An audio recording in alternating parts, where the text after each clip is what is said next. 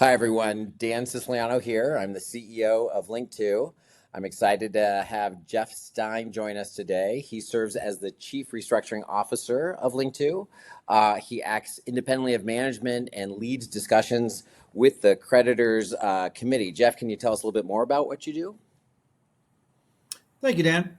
My role is to work with all sides, management, creditors, and the court to reach the absolute value maximizing path forward for our customers. In fact, Dan, I think it would be helpful if we provided some background and context on Linqto. Can you please talk about the origin of the story that led to my appointment? Yeah, I think that's a good idea. Just for those who haven't been following along, I'll try to keep it brief. I became CEO in January of 2025. Day one, I received a formal notification from FINRA, the entity that's in charge of broker dealers, informing us that the exam, which is a normal thing that happens, had gone so poorly that they were referring all those matters to enforcement, which is sort of a big deal. It's fairly dramatic. Within days of that, we learned that the SEC's enforcement division had an active investigation beginning in fall of 2024. I emphasize enforcement division because there's a lot of divisions of the SEC, but if you have an active investigation, not just inquiry from the SEC's enforcement division, that's a big deal. So we dug in and, in short, we found a wide set of numerous and serious legacy issues that were violations of regulations and worse. And what we didn't find was a Ponzi scheme. So that was good. We had no Ponzi scheme. The things that we expected to find as assets were there, but otherwise there were widespread violations and mismanagement of the assets, incorrect formation of the SPVs, which created a huge structural mess. Really more than a mess. Now that the facts are coming out, it's very clear that fraud was committed. We'll leave it to others to decide if those are effectively criminal or not, but either way, they were extremely negatively impactful to the customers of Linqto. So even after former management had been warned repeatedly as we reviewed the record by lawyers and others and experts, they still persisted in violating nearly every meaningful security law that's on the books. There's 5 different ones, and they had multiple hits of violations across the 4 big ones. So we'll talk more about this as we kind of update what's happened most recently. But to protect customer assets, Linqto Management, the board decided to move in a transparent court-supervised process, ultimately in July, and filed for Chapter 11 in order to be able to take care of these problems and try to, match customers with their assets and get us out of bankruptcy with as much recovery as possible for the original bargains that were made. It wasn't optional. I think that's one of the pieces of the history that sometimes gets confused. We could not operate the business as it had been run, pursuant to the violations with the SEC. At that point, DOJ investigations underway. So that was not an option to operate the company. That means we were standing still. And if we had waited for the 12 to 24 months, too much value for the customers would have been destroyed, even assuming that we had survived. And so, we determined that the customers were clear victims of fraud. We had no other way to move forward except through a bankruptcy Chapter 11 process. And here we are. And maybe I'll turn it around, Jeff, and say, I just explained why we went in bankruptcy, but in this case, you're the expert at restructuring, not just bankruptcy. So why bankruptcy in this case? What's different here? You came in halfway through that first part of the narrative and were brought in, and I know you have a lot of assessments and opinions. So what's different here? I think what is most important here is for our customers and all of our other constituents to understand that when I was hired, there was no presupposition of bankruptcy at all. The objective was to conduct a robust assessment of all of the options. And what we concluded was the only path forward, given the limitations on our ability to generate revenue and our rapidly dwindling cash resources, was to file for bankruptcy. It ensured we would be able to protect customers, both accredited and non-accredited, and allowed for a feasible and financeable restructuring.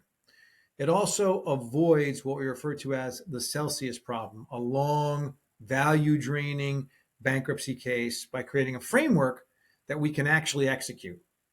Bankruptcy provided the only path forward that accomplished all of these objectives. And I'm thrilled that we've been able to reach a consensual framework agreement with the Unsecured Creditors Committee to allow us to prosecute the case in a manner that is going to be cost effective and efficient.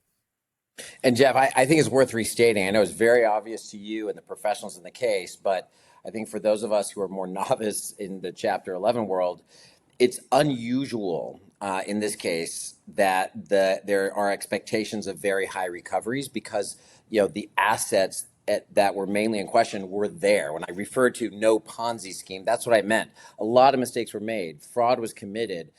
Problems were created for customers. Liabilities were incurred, but the assets that we expected, by and large, were there. And that means that the UCC, the Unsecured Creditors Committee, was able to look at that. And now they estimate that in the first instance, customers might receive as close to 95% of the market value of their total original intended holdings. What I mean by that is they thought they bought something and they're going to get hopefully reconnected through one of two paths and be able to, if not made whole, at least recover the vast, almost all of what they had expected. Is that right? I mean, is that a fair way to kind of describe that, Jeff? Is that fair? Is that right? Yes, I believe it is. And in fact, and I think it would be helpful for our customers if you provide them with a summary of what just transpired in bankruptcy court, and then I can provide more granular detail about what that settlement means for our customers and our other constituents. Yeah, I think you're being nice. I'll do my best, and then you'll do cleanup because you're the deep expert. But I think it's good for me to describe, the three key things at least that just happened fairly recently on October 3rd. So I did a Spaces on this, and so did John Deaton, and both were pretty comprehensive. So I'll keep it brief. On October 3rd, the judge approved three key items that were presented as motions. The first is the DIP financing, so debtor in possession financing, as you mentioned, Jeff. That was for $20 million and then another $5 million in contingency financing. That's way down substantially from the original $60 million that was contemplated at the beginning of the case. This reflects a significantly reduced budget that was approved by the Unsecured Creditors Committee and a part of the overall settlement, and really reflects the effort to move forward quickly and to save money. There was also a motion that was approved, which is the use of the Ripple cash proceeds of close to $20 million. The Ripple holders will not be disadvantaged by this. They will be trued up later in a different way. But the reason that $20 million of cash is helpful, what's done is done, and it was wrong to have been done. Those Ripple shares were sold by prior management without the permission and not for the benefit of those Ripple holders. But since it's cash and since it's sitting there, it makes sense to utilize that to make the case less expensive. But we'll make sure that those Ripple holders are not disproportionately disadvantaged for that. And finally, the third item that was approved was the overall settlement framework. And I learned from you, Jeff, to really emphasize framework, which is it's the key points, it's the parameters to do it of a path forward, so we don't waste time, we don't waste money, we can save as much as we can of these assets and get them back to the creditors. And that path forward essentially created two options, and the options are important. Having options helps us give people the choice to get as close to the bargain that they think they made. And one is the liquidating trust, and one is a closed-end fund. So those are the three things. And I'll let you maybe explain the two paths forward in the framework, because there's a lot going on there. So what are the two paths that have been approved in the settlement? What can you tell us about that?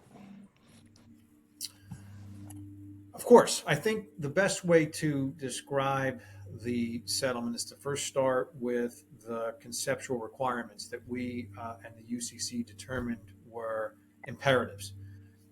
First, we needed to develop solutions that would accommodate both accredited and non-accredited customers. Second, the solutions absolutely unequivocally must be regulatory compliant. And we will be working with, as we have been, the SEC and other authorities to ensure we accomplish that objective. Third, and most importantly for our customers, it is clear to us that our customers deserve the benefit of the bargain. And this settlement allows for that, which is the options link our customers directly to the securities that they believed that they purchased. So, Jeff, those sound like two well thought out and very good options. But I know that, again, it was just a framework. And so it feels like, in my understanding, there's a lot of upcoming next steps. Could you walk us through what happens next and in what order? Yes, I think your assertion is a very important one. The agreement is a framework. It's supported by a term sheet. We need to convert that into definitive documentation. So we're developing a plan of reorganization and a disclosure statement that details all of this. And we will be providing that to our customers, our unsecured creditors, and our shareholders. So it will include treatment for each of our constituents. The process will take time. We are hoping and are currently targeting conclusion of definitive documentation by mid-November. At that point in time, we would request that the court approve those documents. They would then be distributed publicly to our customers and other constituents, such that they would then have the opportunity to vote for the plan and to make a selection as to which choice each customer determines is in his or her best interest. We are then targeting, again, this is all subject to change, targeting a confirmation hearing, which is when the court would approve of the plan of reorganization, and then emerging from bankruptcy in January of 2026. All of this may change if we receive alternative proposals. For example, we have shareholders who have indicated an interest in working with us, and we're going to be engaged in dialogue with them to ensure that any and all options might be consistent with what we proposed, or if they are better than what we proposed, we will vigorously pursue them to make sure that our customers, our unsecured creditors, and our shareholders are all being treated fairly and receiving the value maximizing recovery. And I would just note the timeline is one that we're going to work very hard to maintain. It may move, but our hope is that it will not move materially. Great. So it's November that all the details come together, plan, disclosure filing. After that is voting.